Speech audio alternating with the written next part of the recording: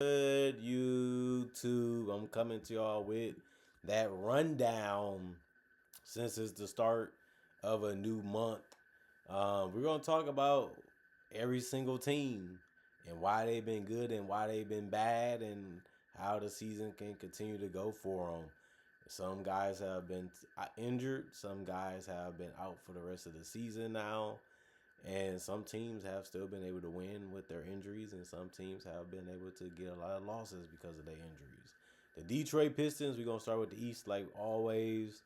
They're 35 and 12. They're still not the best team in the NBA because of the Thunder in the Western Conference, but they're the best in the East.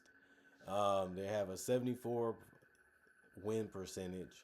They're 18 and 5 at home, 16 and 7 on the road, 8 and 3 in the division, 22 and 6 in the conference. They have a plus 6.7 differential, and then they also won their last game, and they're 7 and 3 in their last 10. The Pistons have been good all year, man. They have been playing really good defense. They have been attacking the basket real well. Cade has been leading them very well too, with his playmaking, his defense, and his scoring, and then just his knowledge and IQ of how to play the game on or off the ball. Jalen Duren has been an all-star caliber player for them, finishing strong, rebounding, being a decent defender in the paint. Tobias has still been able to knock down shots and make big plays too. Asor still one of the better wing defenders in the league. And you look at their bench, they're healthier now. They have more guys that can handle the ball, create and score. They have guys that's willing to take more shots, even if it's threes. It's just a complete team effort from the Pistons, and that's why they just been able to stay at top of the East for a long period of time. But no team really near to knock them off, unless they just get on a major losing streak. If that doesn't happen, it seems like they can lock up the East pretty easily in these next couple weeks as the season continues to go on, because the New York Knicks, who are number two, they're 30 and 18, and they're 5.5 games back behind the Pistons, and that's a hard thing to make up, because the Pistons are that deep and they are that good, and they had a 62 win percentage. They also 19 and 6 at home, 10 and 12 on the road, 8 and 3 in the division, 21 and 11 in the conference. They have a plus 5.4 differential. And then they won their last 5 in a row, and they're 6 and 4 in their last 10. People was panicking about the Knicks. Now they're winning games again, and you hear a lot of people going back to quiet, mainly because the Knicks are a respectable team. They're not a team that blew us away this year, and they're not a team that we feel like can win it all. But when you look at their roster from top to bottom, you look at their coaching staff, you look at their star players, they can beat anybody in any given night. Obviously, they've been having troubles doing it consistently throughout the season sometimes, especially against the better teams. But we know what they're capable of. We know what they can be. We know what they can do when they're at their best. It's just not enough to make us feel that they can win it all. And that's been the worst part about the Knicks, is that what more can we do to put ourselves in a better position to be able to win a championship? That much I don't know. That much I can't answer, because of the knowledge that I know and the things that I've been hearing about them and what they're trying to do to try to find a way to upgrade their roster again. Something that they did 2 years ago, last year, and now this year, something they're trying to do again. They're that thirsty and they're that hungry for a championship. And you can't really blame them. They haven't had one since the 70s. So it makes sense why they're trying to go all in, why they have guys that they like, and also start to feel that they ain't that far from actually being a team that can get it done. So they're pushing their chips in, and we just gonna have to see where they go and how they ended up um, getting in this situation to where they might have to try to go for another big upgrade again. Boston Celtics 30 and 18, just like the Knicks. They have a 62 win percentage. They also 5.5 games back from Detroit. 15 and 8 at home, 15 and 10 on the road, 7 and 4 in the division, 12 and 21 and 12 in the conference, plus 6.6 point differential, and they won their last game. They're also 6 and 4 in their last 10. The Celtics, they just have been really good. They have been taking advantages of beating teams that they have to go against that have a lack of talent. Jaylen Brown playing at an MVP caliber year for him. He's also playing good defense. His teammates have stepped it up and have been playing well on and off the ball. Anthony Simons has been great off the bench. Peyton Pritchard has been probing and trying to hit mid ranges and threes. They're White. You don't really know what you're going to get out of him offensively, but you know he's going to play hard. And they just have a bunch of guys that know how to scrap and fight together and play off of each other real well. And that's been the best part of their season. They have to be happy with how they've been performing. And hopefully we can stay healthy and just see how the season continues to go for us. The Toronto Raptors, they was fourth in the East, and they played 29. I mean, they have a win of 29. They also have lost 21 times. They have a 58 win percentage. They 7.5 games behind for the number one spot against the Pistons. That they can get that if they win or the Pistons lose that many games. They continue to win. 13-11 at home, 16-10 on the road, 4-9 in the division, 22-14 in the conference. They have a plus 1.3 win differential. Lost their last two in a row.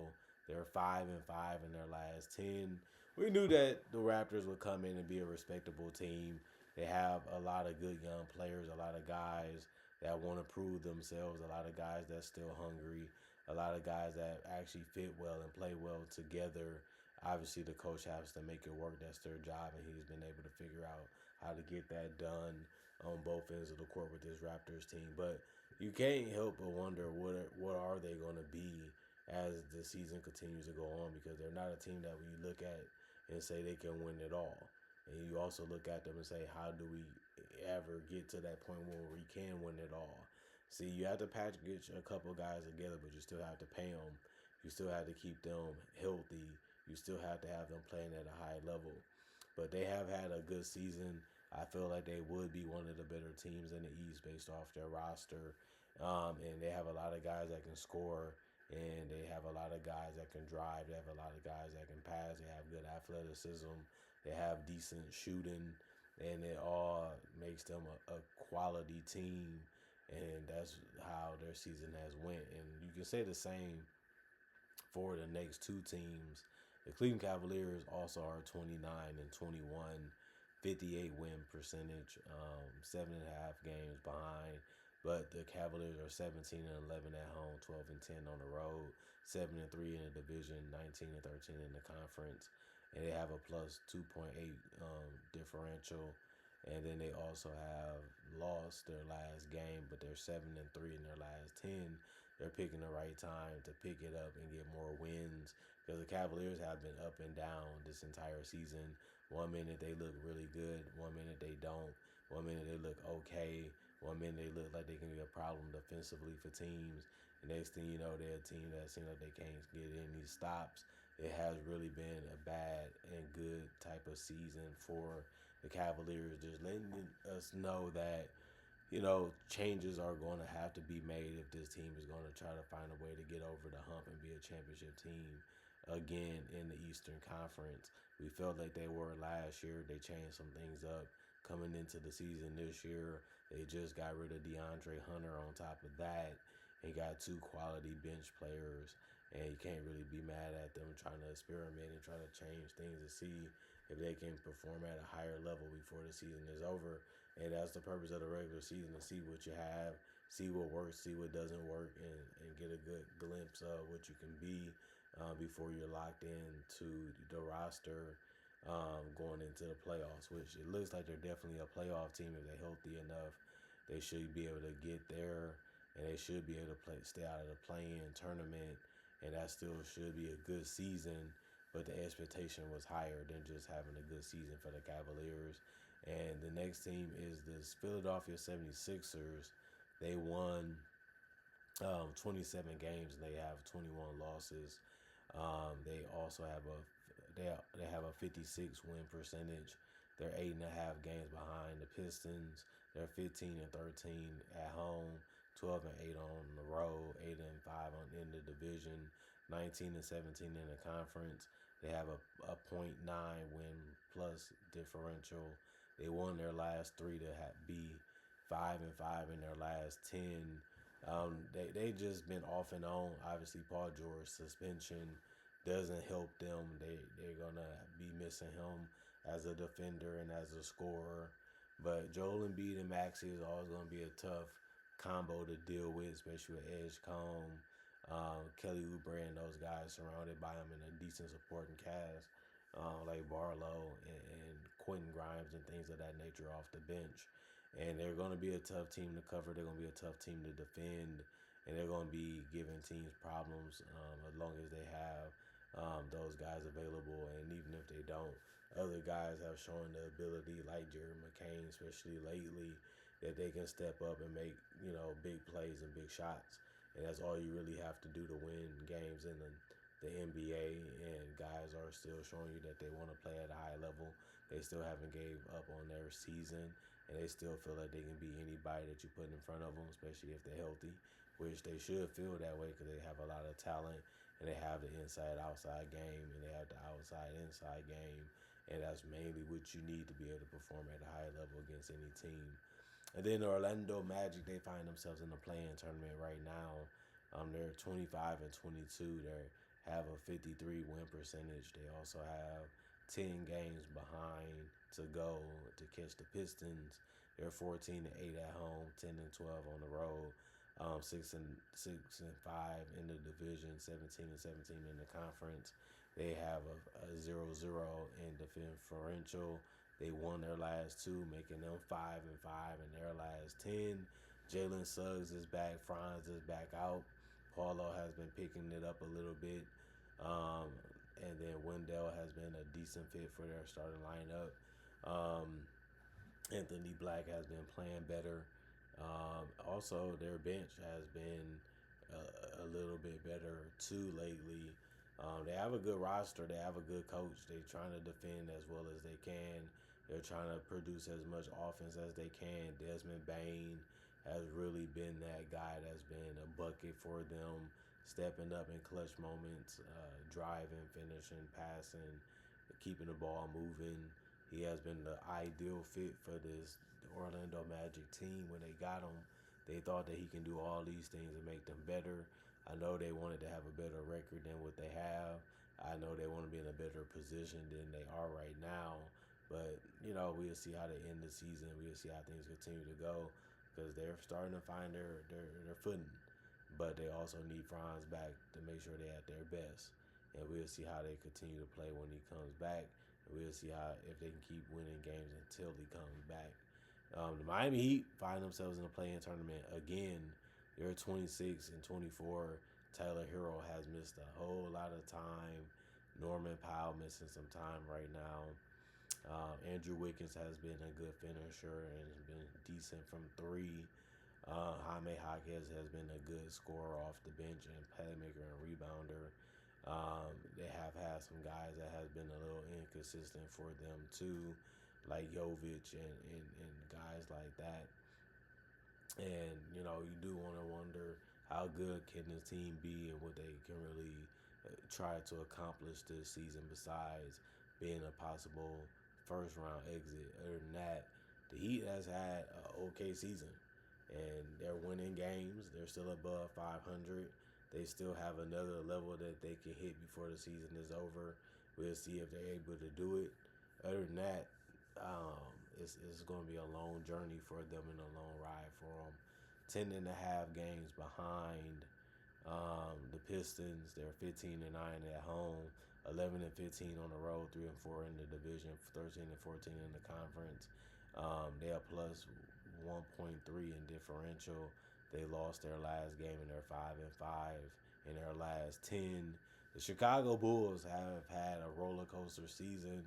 They have been winning games. They have got to 500. They have gotten above 500. Went back down, came back up. Now they're one game below 500 because they're 24 and 25. They have a 49 win percentage. They 12 games behind the Pistons for the number one seed in the East. They're 15-11 at home, 9-14 on the road, 3-8 in the division, 16-17 in the conference. a minus 1.9 in differential. They have won their last game. They're 6-4 in their last 10, and that's above 500. But they have a good team. They're good. Fucci has been good as a post presence and a shooter and a floater guy. Kobe White has been able to dribble and handle and get to the basket, jumpers, and keep the defense in tough situations. Gosh, Giddy can hit shots from the perimeter. He can drive. He can board. He can do a lot of things to help you win basketball games. They have a decent bench now, and that's good because more guys are healthy. Dosunmu has been really good for them. Patrick Williams has been a little bit of a disappointment. We'll see if he can up it as the seasons continue to go on. And Jalen Smith has been a guy that can finish at the rim, finish from the perimeter, and he's been a good fit and a good find for them this season. And it has been a season where if they can put it together, they can still have a good braggable season for what people think that they are and what they really about. And that's something that they can still do for their pride is try to end their season in the playoffs and try to compete against the teams that are at the top of the game, more experience and more chemistry. And we'll see how long they keep this team together because the team looks far away from being a championship one. But they also have some good, interesting pieces on their roster. And then the Atlanta Hawks, they're also in the playing tournament right now. They got rid of Trae Young, and they committed to building around Jalen Johnson. They're 3 games below 500 because they're 24-27, 47 win percentage, 13 games behind the Pistons, 9-14 at home, 15-13 on the road, 4-3 in the division, 12-18 in the conference, minus 1.1 in the point differential. They lost their last 2 games. They're 4-6 in the last 10. They have a tough time scoring the basketball sometimes, and even when they do score it at a high level, they have a tough time defending teams and slowing them down. Porzingis has been a terrible acquisition. He hasn't been able to play basketball. He hasn't been able to stay on the court. He was one of the things and reasons why people was excited about the team. CJ McCollum has been a high volume scorer for them. He comes in and gives them playmaking in the bucket. So it's better because Trae hasn't really been able to play and be healthy. And now they have 2 guys that can score and that will be out there competing basically every game until they get injured. Hopefully they don't. And then Jalen Johnson has just been taking over games, filling up the stat sheet, but he hasn't really always led to wins, and that's the problem with him right now is that he's getting the numbers, but he's not helping his team win that many more games, even though his numbers are amazing. And that's something that they are going to have to figure out. And then Nickeil has been really good scoring the basketball. He has really started showing you his potential to be a really good player in this NBA league. And Onyeka Okongwu has been a perfect fit because he's able to space the floor and finish quick and fast around the rim. And he's a decent free throw shooter for a big. So I like a lot of the players that they have. I like a lot of things that they're trying to do. And I like their roster. So we'll see if they can try to make a push to be a playoff team. If not, they're going to have to use the play-in tournament to be able to be a playoff team, which is a situation they put themselves in by being a little inconsistent on both ends of the court. Charlotte Hornets, they're making a run to be a play-in team. They're 22-28, 44 win percentage, 14 and half games behind the Pistons, 10-13 at home, 12-15 on the road, 6-4 in the division, 14-19 in the conference. They have a plus 1.6 point differential. They also won their last 6 in a row, going 8-2 in their last 10. They have the shooting. They have the ability to drive. They have the guys that can damage you if you overcommit or you're not communicating properly. They have the inside scoring too with Musa and Ryan. And they just have a complete team now that has a lot of guys that can do multiple things and a lot of guys that can make things easier for LaMelo and his teammates. And now he's becoming a playmaker again and still being able to get his offensively from time to time and depending on the night and depending on the matchup. And that's what this team should have been from the start to now. But injuries have really hurted their chemistry and really have hurted them as a team. and now they're showing their potential, and now they're showing what they can really be these last couple of games. And that's a tough, hard team to defend, and something that you have to really be prepared and locked in and focused on. Because if you ain't, you're going to end up possibly losing against them, which a lot of teams have done throughout this season, but especially right now. And since the halfway point of the season is over, and we're getting close to the All-Star weekend as the recording of this video, the Hornets are picking the right time to peak, and we'll see if they're still able to close out the season after they do continue to peak. Milwaukee Bucks, um, 18 and 29, and they're 38% when it comes to their win percentage. They also are 17 and a half games back from the Detroit Pistons. They're 9 and 12 at home, 9 and 17 on the road, 5 and 4 in the division, 14 and 17 in the conference. They also have a minus 4.5 differential when it comes to points. They lost their last 5 games. They're 2 and 8 in their last 10. I mean, Kuzma has been playing decent basketball. Bobby Portis has been fine. Ryan Rollins steps up here and there for them. He's still young. He's still learning the game. He's still learning how to be consistent. Obviously, Porter, you don't really know what you're going to get out of him now at this point. Cole Anthony and those guys need to do more, if anything. And Miles Turner has been stepping up a little bit, but not enough to really help them win games. Obviously, like I said, they lost 5 in a row. No Giannis, this was the heart of the team. He's the soul of the team. Everything goes through him. Everything works because of him. And AJ Green and the Gary Trents, they benefit because of his ability to penetrate. And he is a decent passer for his position.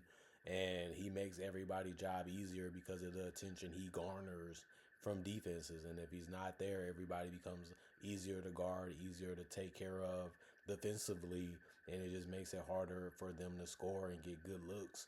And that's why they have been struggling to win basketball games. The Brooklyn Nets, 13 wins, 35 losses. They have a 27 win percentage, 23 games behind the Pistons, 6 and 17 at home, 7 and 18 on the road, 3 of 9 in the division, 9 to 20 in the conference. They have minus 7.6 in differential. They lost their last game. They're 2 and 8 also in their last 10. We knew they was going to be bad. Michael Porter Jr. has really had a fantastic season. He's been efficient. He's been scoring some crazy tough shots.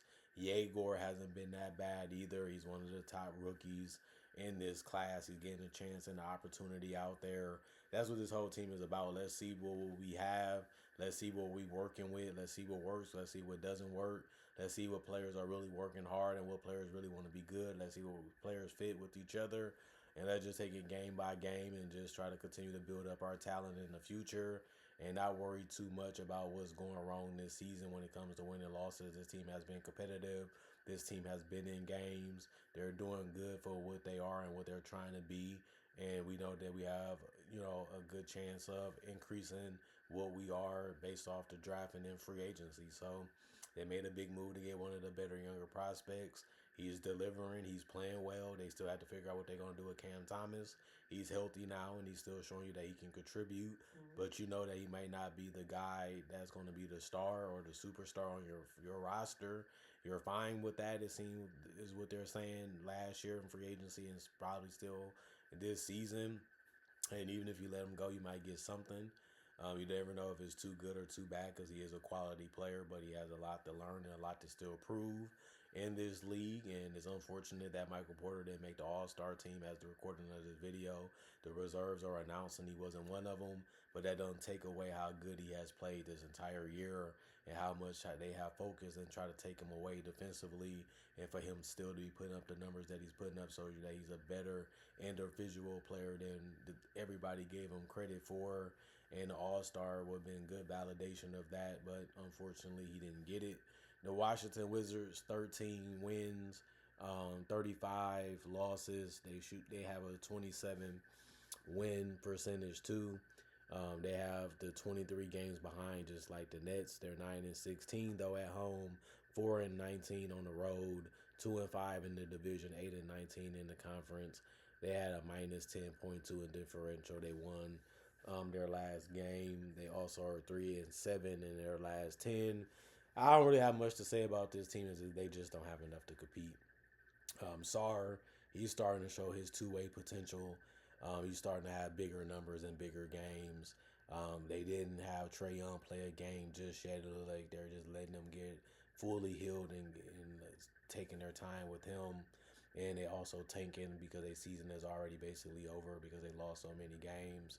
And you just want to add another high lottery pick, especially in this draft where there's a lot of great players that are young and have good work ethic and have good potential. And you rather just add them to the core that you have already and see what happens with that and let Trae Young grow with them since he's still young enough to influence them and earn their respect and also, make them better and make their jobs easier. Then the Indiana Pacers, 13, they have 36 losses. They have a 26 percentage win wise, 23 games behind the Pistons. They're 10-16 at home, 3-20 on the road.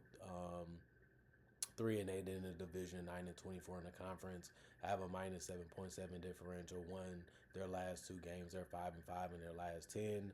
I mean, the goal for them should be not to be the worst team in the league, or not to be the worst team in the Eastern Conference either. They're just too good to be as bad as they are. They have a great coach. They have been competitive. They have been fighting. They're not quitting. They're not just giving games away. Just like the Nets, they have been a competitive team. Pascal was named as an all-star. That's the best part of his season. It's showing that I'm doing as much as I can to help us win and keep us in games. It just hasn't really been able to go our way. Of course, you would like to see more out of T.J. McConnell. You would like to see more out of Benedict Mathurin. Andrew Nembhard, we've been playing a decent season. Nesmith comes and goes in games, and that's something that's unfortunate. But he's still, a quality player for you. Jay Huff is trying to be a rim protector, a finisher, and a floor spacer. I mean, they got some things that's going for them. They have some things that that they're not going to be that great. But getting a good pick and getting Tyrese back is only going to help them try to get back to the top again, and that's what their goal should be after this season. This has been a nightmare. This has been the worst thing that could have happened to the franchise after making the finals, which was the best thing that happened to them again. But at the same time, you have to see how things play out and how things go. You have to take it day by day. And the Pacers, that's what they have to look at it as, as the season continues to come closer to an end. The Oklahoma City Thunder, number one still in the NBA, number one still in the Western Conference. Not a surprise. The last three seasons, Shea has still been, to me, the best player in the league. He has been the MVP of the season. They have had some games where they haven't performed as well. They haven't had the greatest record in the last couple weeks, but Shea has been playing still great basketball. He's also playing better defender and wise. They just beat Denver tonight as a recording of this video, and that's a big win. And, they didn't have Jalen Williams for basically the entire season. And that's something that you probably didn't think would happen, but it ended up being something that's unfortunate for them. They just got Hartenstein back, and they're still trying to find ways to win with that. But they still have a great roster. They still have great athleticism. They still have good defenders. They still have A.J. Mitchell out. They still got to figure out what's going on with Caruso.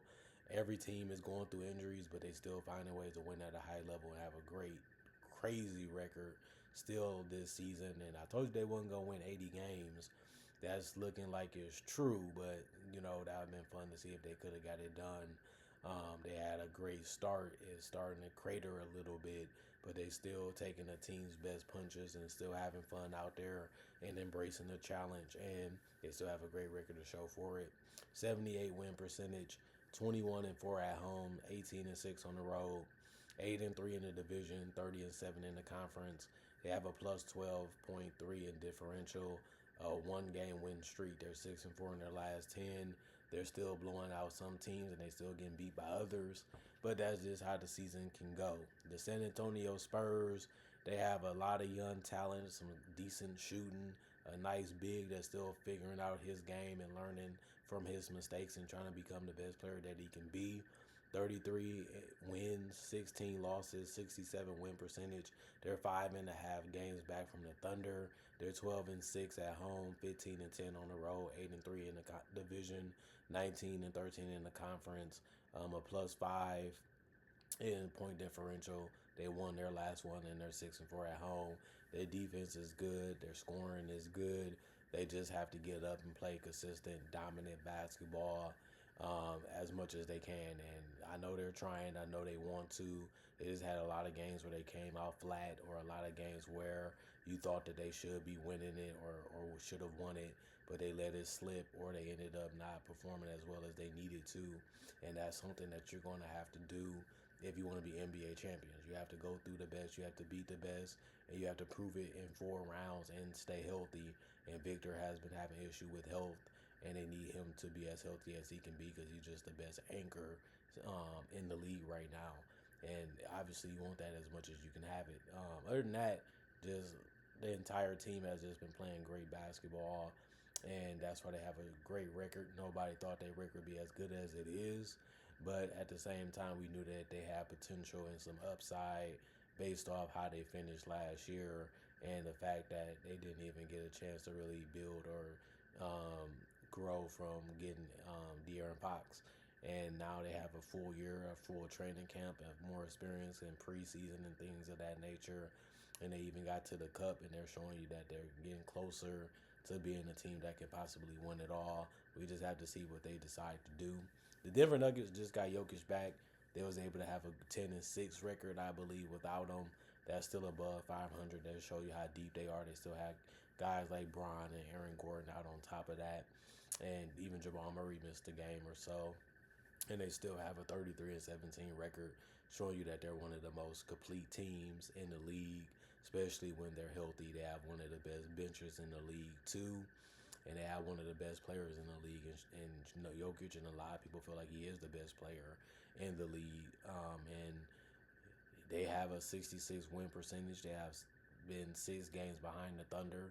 They're 14-10 at home, 19-7 on the road, 4-2 in the division, 19-9 in the conference. They have a +4.2 differential. They lost their last game, which was against the Thunder, and they're 6-4 in their last 10 games. The Houston Rockets, they're starting to win more games, but they can easily go up and down because of their record. They're 30-17. KD has been having some bad shooting nights a little bit. He's still trying to play, make and trust his teammate. They're building that. Şengün, he's a good player. He can rebound, he can pass, he can score in the paint, he can hit a fadeaway, he can hit a three from time to time. Amen Thompson is a solid defender, a good athlete, and he's also learning how to be a playmaker. Jabari Smith can hit the mid-range, he can hit the three, he can get to the basket. He plays a little defense too. Reed Shepherd is a big part of what they're trying to be and what they're trying to do, especially coming off the bench. And the Rockets, they're still trying to develop their young players, trying to build their confidence, trying to make sure they're, held accountable. And that's what they're going to have to do if they're going to turn into a contender in the Western Conference. I don't qualify them as that right now, but they also, have a tough road to be able to come out the West like every other team. And I think theirs will be a little bit harder because of the learning curve and how young their best players are. And they're going to have to rely a lot on the older Kevin Durant to carry them, and they still going to have to play their part. And if they're not able to do that, they're going to just be a first round or second round exit, which seems realistic as of right now. 17-4 at home, 13-13 on the road, 6-5 in the division, 17-15 in the conference, a +6.1 differential. They won their last two. They're 7-3 in their last 10. And the Timberwolves, they won their last four. The problem is they're still 5-5 in their last 10. They're 31 wins and 19 losses and a 62 win percentage. They're 8 games behind the Thunder. Obviously, Anthony Edwards is starting to become a dominant player in this league. He has been for probably about 2 years. Obviously, it's been good, doing well in the playoffs and doing decent in the regular season. Jaden McDaniels is starting to take a leap a little bit with his scoring and his defense. Rudy Gobert is playing better. in the paint and also rebounding and defending again. Naz Reid has really been playing great basketball off the bench. Randall has been just a good, consistent scorer for them and solid rebounder. DiVincenzo is shooting the ball better. He's defending and playmaking. They're just playing some good basketball right now, and the wins are coming with that, and that's how it should be. 17-8 at home, 14-11 on the road, 5-5 in the division, 18-14 in a conference, a plus 5.2 in differential. The Lakers, they winning basketball games still, although they lost their last one and they're 5-5 in their last 10. They're 29-19. They're still 10 games above 500, which means they're still having a really good season. They still have a 60 win percentage. They have nine. They are 9 games behind the Thunder. They're 12-8 at home, 17-11 on the road, 4-6 in the division, 20-12 in the conference. They are minus -0.2 in differential. I don't really have anything negative to say about them that I haven't said before. Obviously, they're riding high off Luka and LeBron. That's enough to win you a lot of games because Luka is basically a walking playoff berth, even in the Western Conference, because he's just that good. You just need him to stay healthy, and he can get you there. Other than that, their supporting cast has been okay. They have some guys that can defend. They have some guys that can score. They have some guys that can score in the paint. They have some decent shooters. They have a Luka qualified team to be able to be a good team in the West, and they're getting some of the results that they want. But the Lakers was looking at this as a season where they can prove that they're one of the best in the West, and that's the problem with their season. They're good. They're just not great. They're just not amazing. Obviously, they haven't had Austin Reeves for a long period of time. That would be something good to see him with this roster at full strength and them against some better teams in the West and in the East. We just haven't been able to see enough of it. We haven't been able to really judge them or give them their due because of that. And there's nothing we can do but wait and see when he comes back. And hopefully he can still play at a high level like he was when he was healthy. And if he does, maybe that's the thing that they need to be a top 4 team in the West and a contender. If not, then, you just try to build on what you have in the off season and try to figure it out all over again, but just go all in a little bit more on the talent that you can get. Phoenix Suns, 30-20. They lost Devin Booker. They lost Jalen Green again. That's unfortunate, but they also lost their last game. They're 6-4 in their last 10. They're 30-20. They have a 600 win percentage. They have 9 games. They are 9 games behind the Thunder. They're 17-7 at home, 13-13 on the road, 8-5 in the division, 20-14 in the conference. They have a plus 2.4 differential. They still have an above average season. Nobody really thought they'd be as high and won as many games as they have. They're 10 games above 500.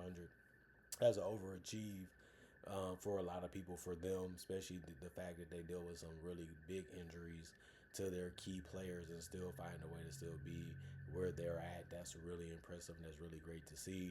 It shows you that coaching does matter, and fit when you're building the roster matters too. And then also understanding how to play and execute what's needed to be able to win basketball games at the highest level, which is the NBA. And I feel like the Suns have embodied that all season, and that's why they're having a surprise one. Golden State Warriors, they talk about key injuries. Jimmy Butler is out for the rest of the season, but they're still 27-23, 54 win percentage. That's really good. 17-8 at home, 10-15 on the road, 5-3 in the division, 17-14 in the conference. They have a plus 2.7 differential. Lost their last game. They're 6-4 in their last 10. I don't really have nothing negative or good to say about them. I feel like they're just surviving. They're just doing what they need to do to win basketball games. They're riding Steph. They're resting players. They're relying on their younger players to step up and be ready. And they're just trying to go out there and play, their style of basketball that still works. They're still winning games. They're still above 500. They're still in a good spot right now, considering that they're in the Western Conference, and that's a tough thing to do for any organization, any team, but they continue to find a way to get it done. The Clippers, they're in the spot that I didn't think they would be in after a 6-21 start, but now they're just 2 games below 500, and they're only 3 games from being above 500. they have really turned around their season. Kawhi Leonard has been healthier. They've been relying on him more. They've been needing him more. Harden has been playing great basketball as a passer and still as a scorer. And they have had decent performances from John Collins and Zubac.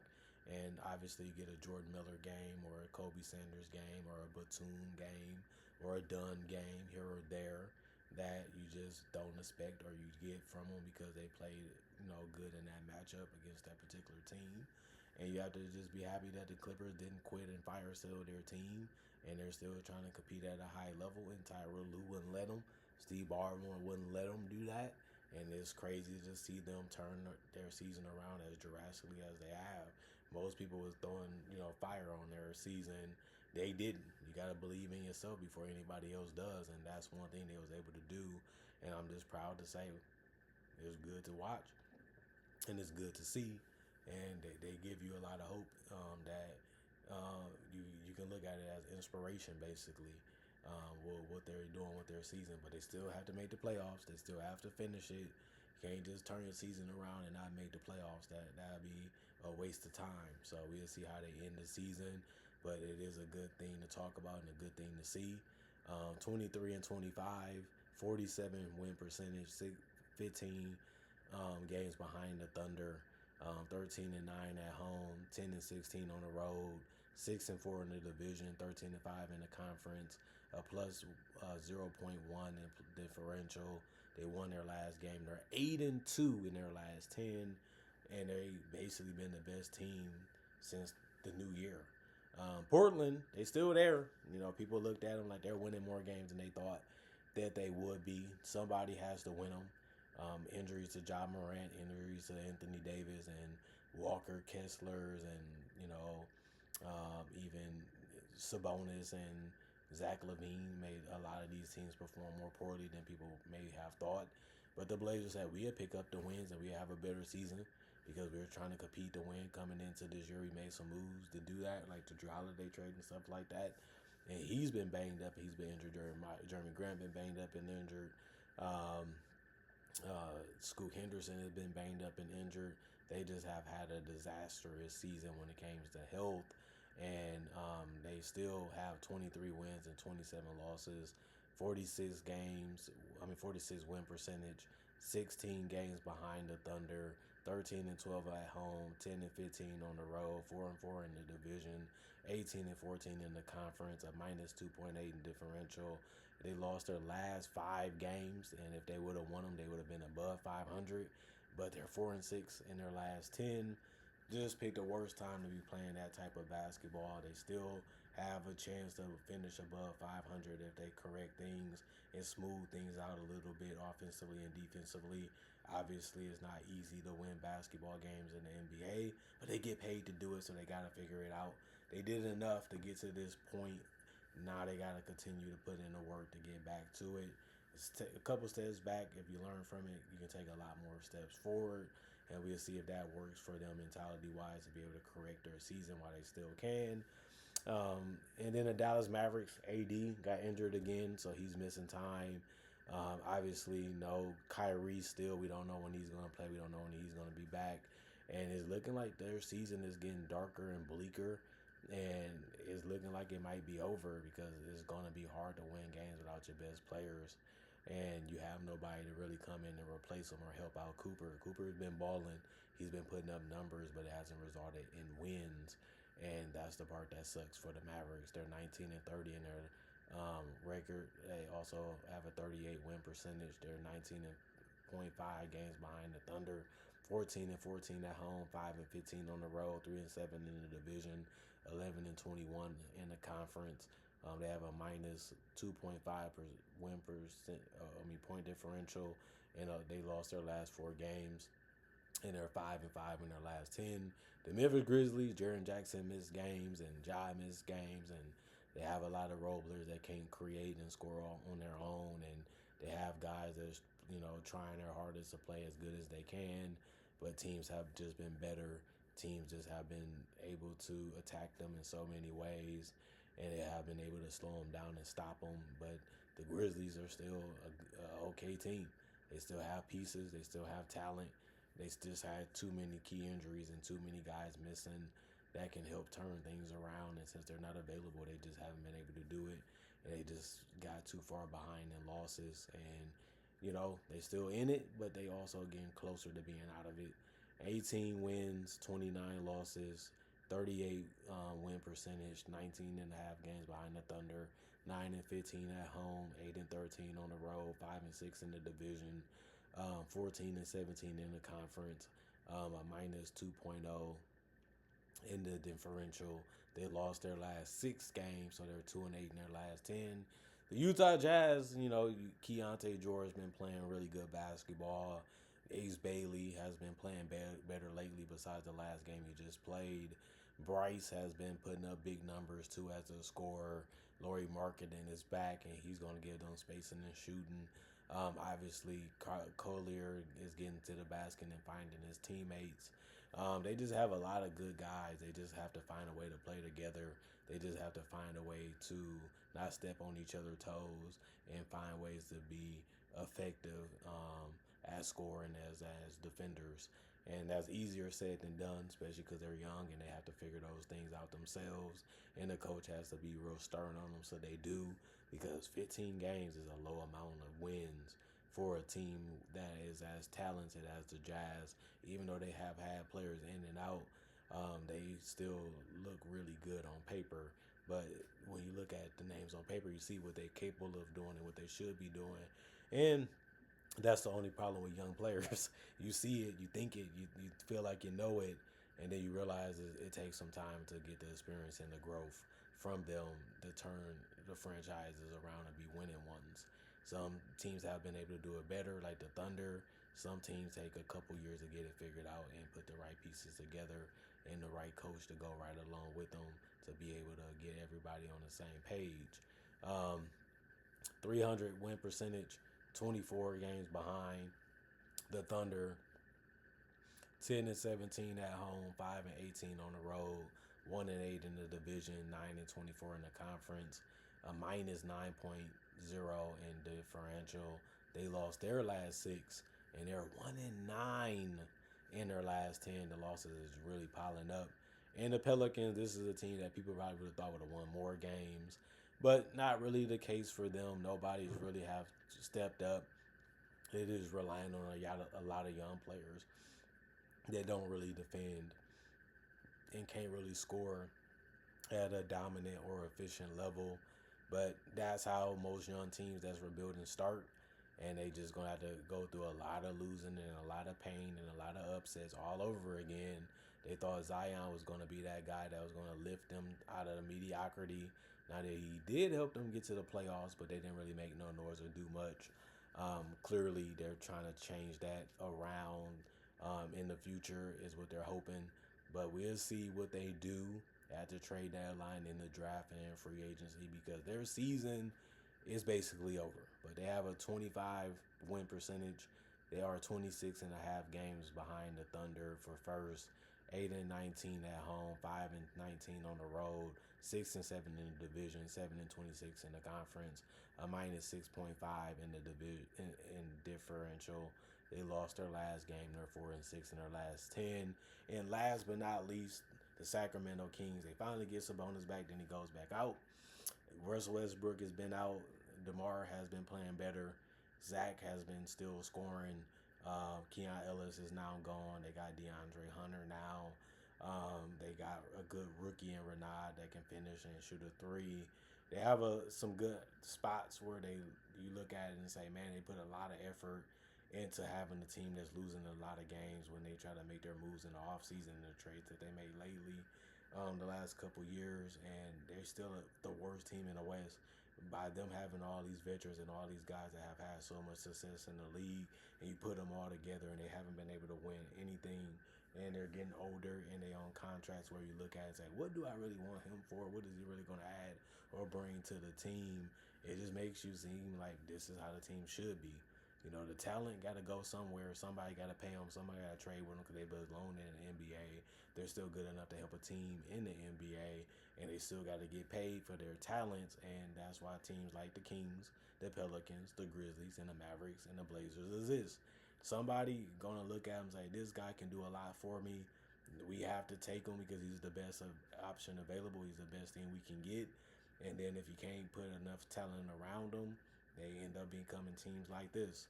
And you just have to live with it. And you just have to see what you can get for them when they do become available as flyers or something like that, contract wise. Or you just use the space and go with somebody else and try not to get in the same situation that they find themselves in and other teams do too. And that's just the way you have to think about it, going into the off season, since their season looks like it's pretty much over and done. And I just don't know what they should do, because I don't really want none of those guys because of their age. And I don't really feel like they're going to push me over the top anyway if I did be able to have a chance to get them. 23 win percentage, 27-5. 27.5 games behind the Thunder, 9-16 at home, 3-23 on the road, 2-7 in the division, 8-25 in the conference, a minus 10.2 in differential. They lost their last 9, making them 1-9 in their last 10, and that sucks and that's unfortunate. But that's how the game can be. That's how things can go, and that's reality for the Kings and a lot of other teams in the league, and that's how the league can be. Either you're playing real well, you're trying to get to a point where you can play real well, or you're wondering why you ain't playing real well and you're willing to take something to get you to that point, or you're playing bad to be well, or you just can't figure out nothing and you're just stuck with the roster that you have and got to go out with 1 or 2 more seasons of being in that bad spot, and see if things will change with the draft or free agent wanting to come to you and change everything that we see and think about your franchise and the state of it. Other than that, comment, like, subscribe, share, hit that notification bell to get that analysis when it first come out. Y'all stay blessed up. Y'all stay good. Peace. And I'll see y'all hopefully later today with more analysis, of course.